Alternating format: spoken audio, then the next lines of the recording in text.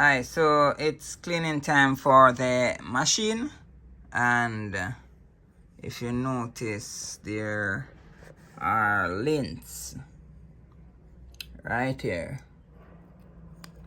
So what I do, I use a brush, clean the lints, check the oil.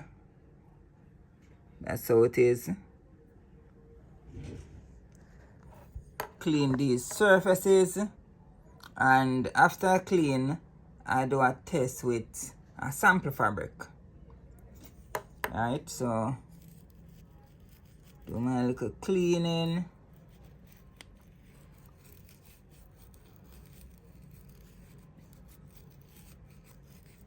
So I'll continue cleaning.